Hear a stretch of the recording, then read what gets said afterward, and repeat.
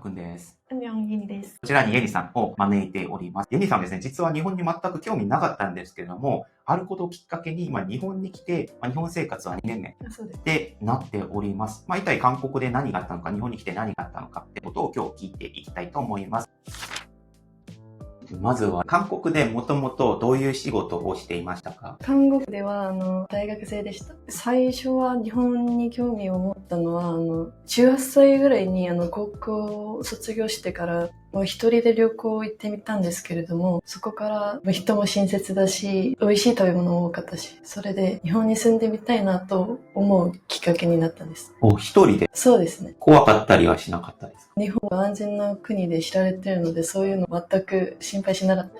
当時はどこに行きました？大阪です。今覚えてるのは、難波と梅田ぐらいで何とかしてた記憶があるんです。歩く道が逆っていうか、そういうのは一番違ったんですよね、私にとって。左側か右側かずっと間違えて、もう迷惑かけた思い出があるんです。特に階段ではもう左か右かもう全くわかんなくて。旅行に行くのと日本に興味を持つのはまた別じゃないですか。旅行で何があってより詳しく知りたいなと思ったんですか？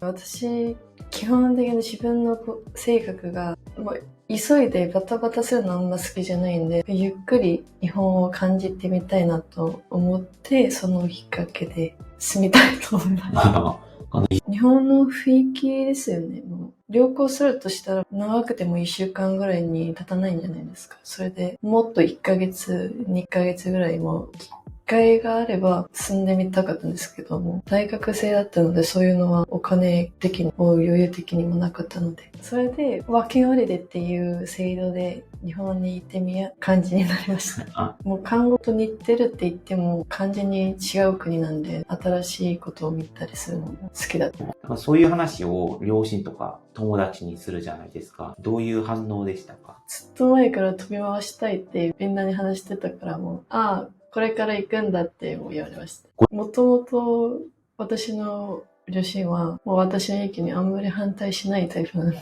私。ワーキングホリデーで日本に来て、最初はどのようなお仕事されていましたか？3ヶ月ぐらいはずっと遊びました。確かにワーキングホリデーって何もしなくてもいいんですよね。そうですね。それ3ヶ月後からはバイトとして会社で働くようになりました。そう、最初の3ヶ月間の遊び方が気になります。3ヶ月間遊び方は、ジム通うとか、正直何もしなかった。有名な観光地とか行くことじゃなくて、その日本生活に慣れるために、韓国でやった生活をそのまま進めて、ジム通ってたり、もう勉強とかしたりしました。韓国でやってたことを日本でやるのは違うと思う。ジムを入会することも全然知らなかったので、友達にお世話になったりして。その頃大変だったことはなかったですか？もう日本語も聞き取れないのはもう大変だった。そうです。日本はいつから勉強したんですか？日本に来てからもちゃんと勉強するようになりました。ひらがなとカタカナぐらいは飛行機で覚えて。飛行機日本に来て日本語できなくて何が大変でした？もう基本的なことは全てのことできなかったんですね。コンビニ行って何とかお願いすることとかそういうのもできなかったので。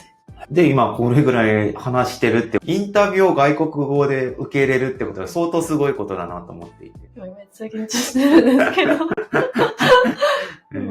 日本に住んでるからもう自然に話せるようになってます。周りのおかげで。じゃあもう現地の友達、日本人の友達がいていっぱい喋ったとかですか？私は会社でたくさん日本語を聞いて、それを真似したりして、だんだん喋るようになりました。すごい。そうなんですね。今会社はどういった経緯の会社ですか？医療系ですね。今はラボっていう歯科技講師として働いています。歯科技講師っていうのは歯医者に行って歯が虫歯になったり壊れたりすると新しいものにやり直すためにそれを作ってくれる人は歯科技講師です。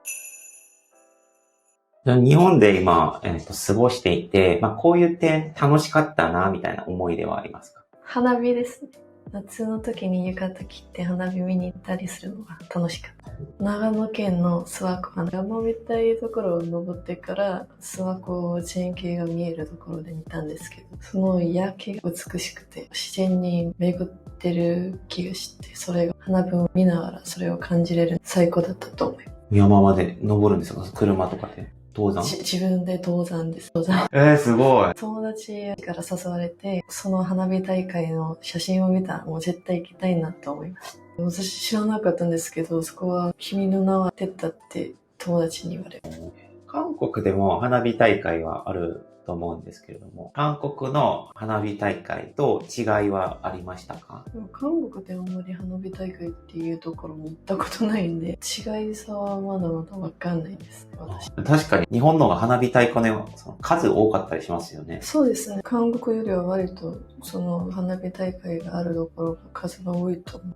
じゃあ、週末なんか遊びに行ったりするかなと思うんですけれども。土曜日は必ず出かけようと思ってます。今日はパクさんとインタビューしてるんですけど、最近は先週ぐらいは日本語能力試験っていうのがあって、そこに目指していて、あんまりどこかに遊びに行かなくて。日本語能力試験の勉強する理由は何ですか？別になんか今話してるからいいんじゃないかなと思いました。自分の日本語いつも足りないと思ってるんで、勉強してからだんだんレベルアップになりたいと思っています。他の動画で話す予定ですが、実は韓国に帰る予定もしていますよね。そうですね。で、僕なら、どうせ帰るから、なんか勉強しなくてもいいのではって思ったんですけれども。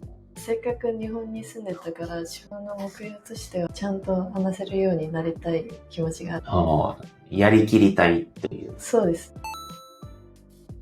最後の質問ですが、これからの日本での目標だったりとか、こういうことをしておきたいとかっていうのはありますか？日本にやりたいのはたくさんあるんですけど、一番大切にしたいのは、もう日本の試験をしっかりちゃんと楽しみたいと思う。でも今1年ぐらい経ってますよね。そうですけど、もうそんなに慣れるのは時間かかったので、遊ぶのは足りなかったなと思ってます。じゃあ、来年の春はどこに行きたいとかありますか？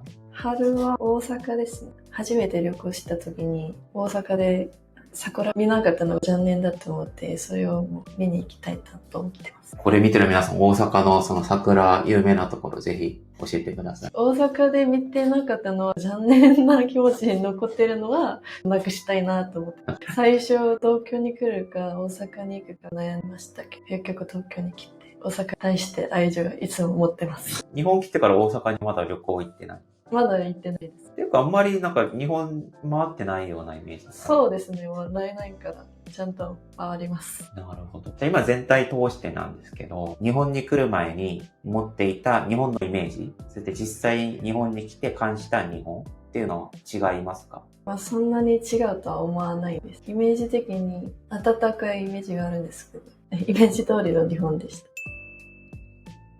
というところで、こちら、イェニさんの話を聞かせていただきました。韓国人が日本語で初めてこのインタビューやると、だいぶ難しいかなと思います。イェニさん、SNS やられているので、その概要欄とコメント欄で貼っときます。興味のある方はぜひそちらも覗いてみてください。